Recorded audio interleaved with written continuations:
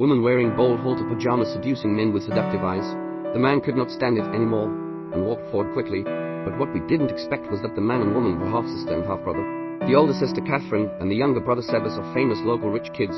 Their daily life is to spend a lot of time and money. They are looking for good prey everywhere, but Catherine has been having a hard time lately. Her boyfriend has abandoned her without a fight, because he was in love with Mary, a rich, innocent girl. Catherine can't stand the humiliation. She asks her brother to take Mary, but Sebas doesn't like this ordinary girl. His new prey is a special virgin. Seeing her brother's refusal to comply with her request, Catherine is a little upset.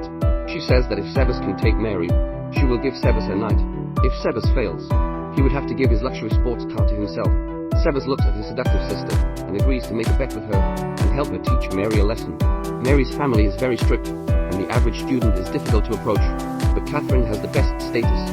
She's the president of the student council and is trusted by students and faculty. Mary's mother is no exception. She leaves her daughter in Catherine's care, and so they went to class and ate together. It was like being best friends for a long time. It didn't take long for Catherine to discover Mary's secret. She liked her cello teacher. The two are very close in their cello lessons. Catherine deliberately reveals this to the new principal. As a result, the teacher was fired.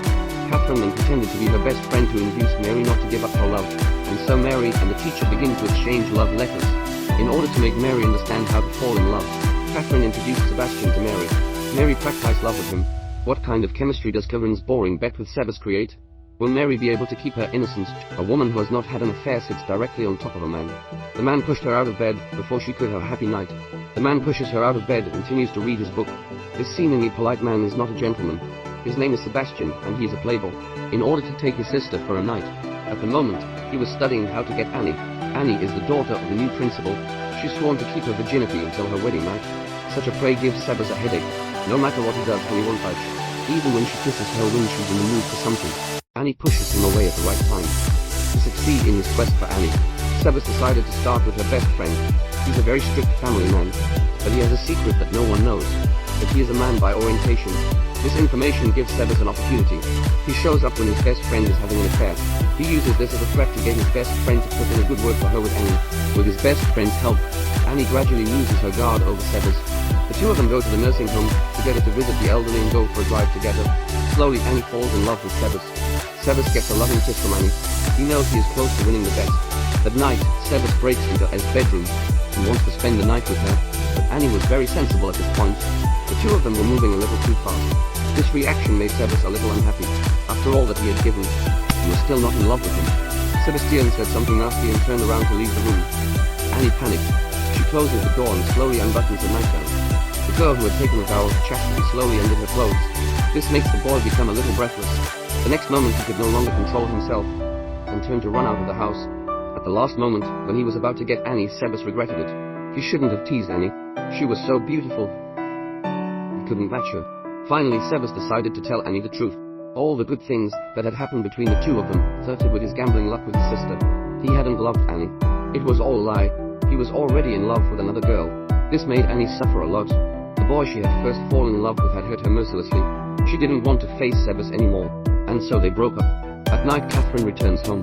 Sebastian approached her with champagne. Sebas said that Catherine had won the bet, but Catherine took it for granted.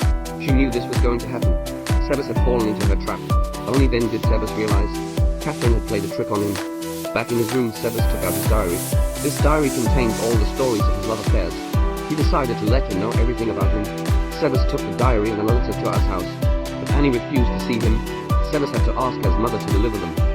Then he waited quietly all night under his house. Nothing came out of the night.